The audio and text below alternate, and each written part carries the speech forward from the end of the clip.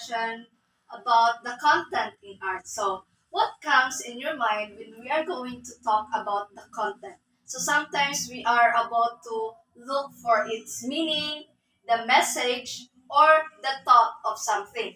But in this lesson, it talks about the content in art.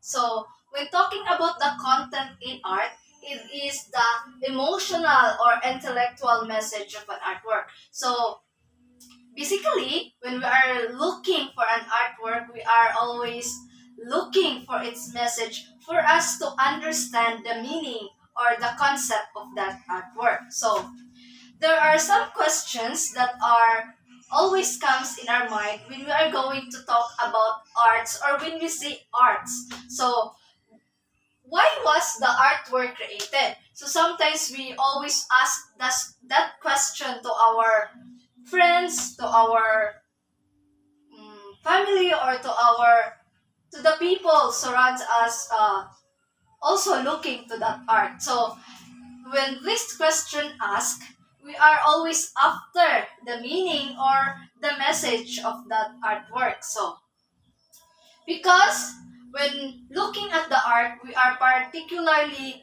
looking on how the artist expressed that artwork.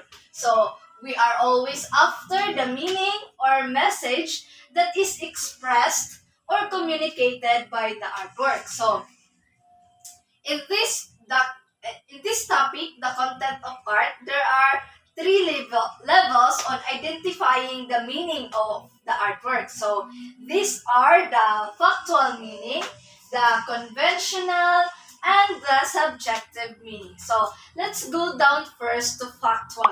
So factual, from the word itself, fact. So it can be real. So it is the literal statement or the narrative content in the work which can be directly understood. So by looking from the art, we can easily identify, we can easily know the meaning of that artwork through factual meaning, or which means that it is the based on the fact, or it is proven, or it is repeated or being observed.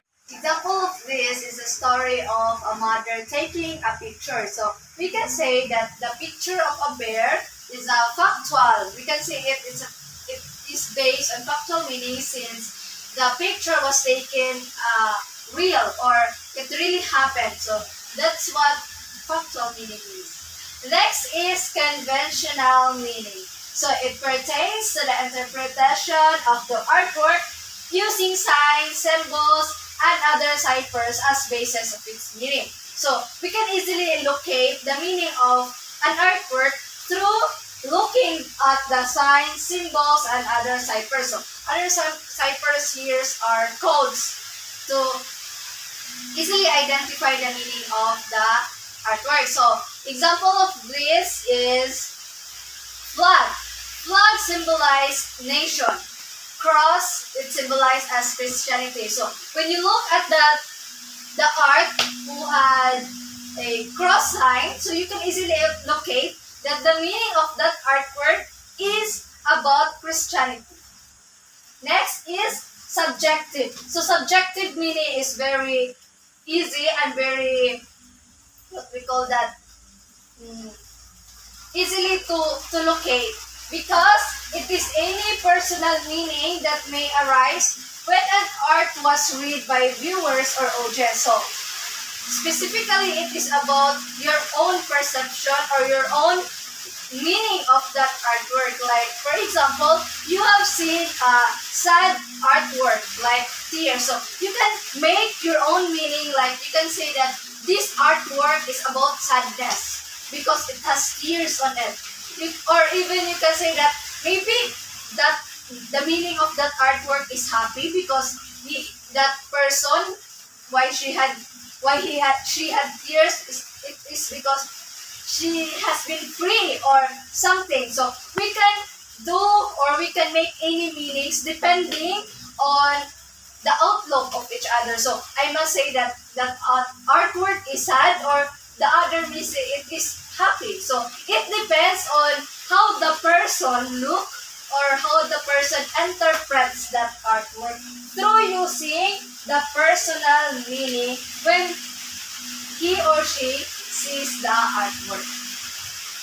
So today we are going to look for the levels of meaning through or in one art.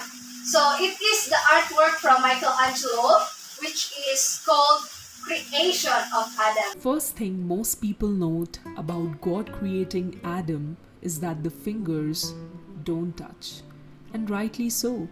There was no need for physical contact to be made because Adam was created in a universe where thought alone controlled the outcome. This transfer of energy and the controlled manifestation of thought is the very teaching of what many of us are waking up to now. That our thoughts alone control the experiences we have. Every spiritual teacher in history has preached that control of the mind and ego is the very pathway to spiritual enlightenment. God is portrayed as an elderly white bearded man floating in the ether while Adam is on the ground. God faces down, Adam faces up. God is clothed, Adam is naked. God reaches with the right hand, Adam with his left, a way of representing a balance.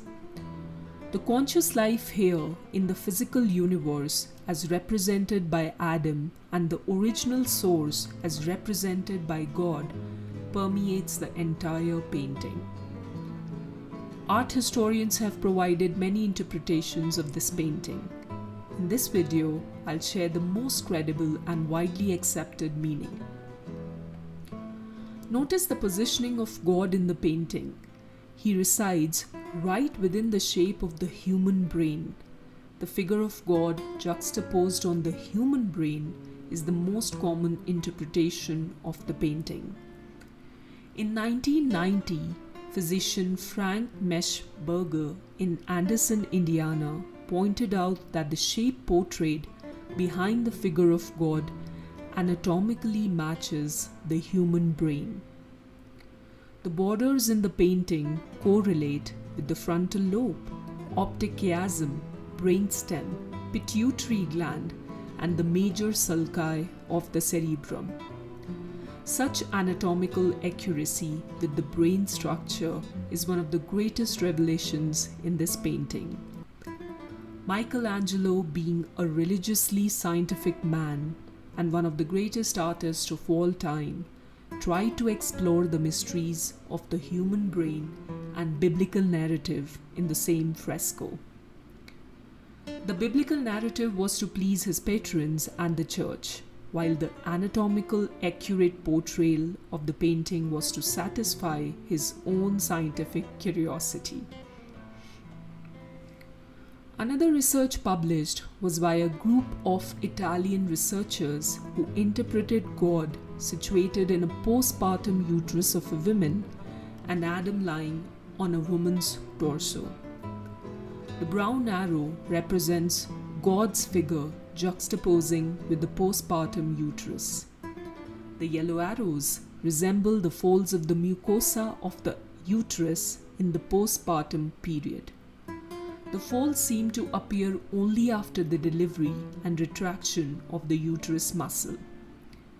The blue arrow represents the uterine cervix.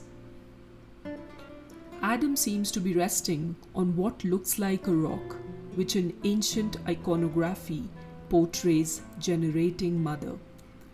The orange arrow just above Adam depicts the nipple of a female body, and the green-colored scarf hanging out signifies the newly cut umbilical cord.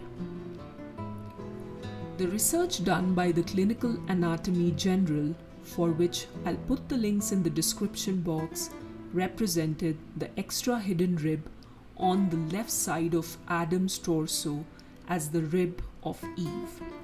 This again depicted Michelangelo's in-depth anatomical knowledge and portrayed that Adam and Eve were created together.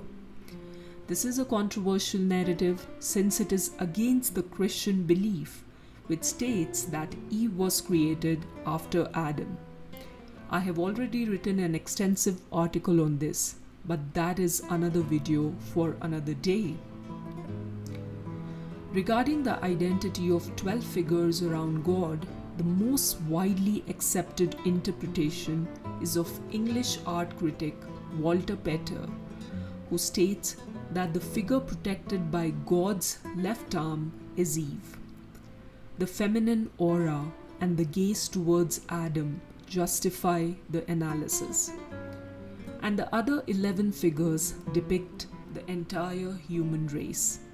This belief was challenged by the Catholic Church, stating the pre-existence of souls is regarded as heretical in Christianity. You would think that if somebody was painting God next to a mere mortal, God should be portrayed infinitely bigger and have a status that would place man as a small, insignificant being, but not in Michelangelo's painting. Instead, we see humankind represented by Adam, pretty much the same size as God, a balancing force to God's power, but one that nonetheless was created or derived from that very same source.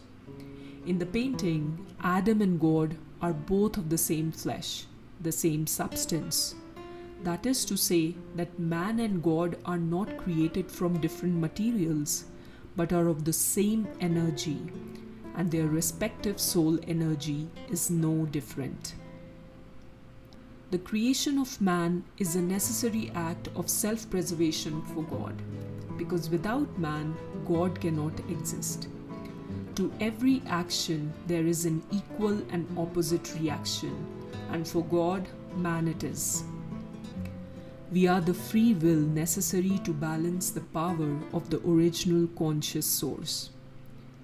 It is difficult to interpret historical work in a contemporary context, but Michelangelo's knowledge of human anatomy convinced the art historians and researchers that everything in this painting not only has a deep artistic value, but also an equal scientific rationale.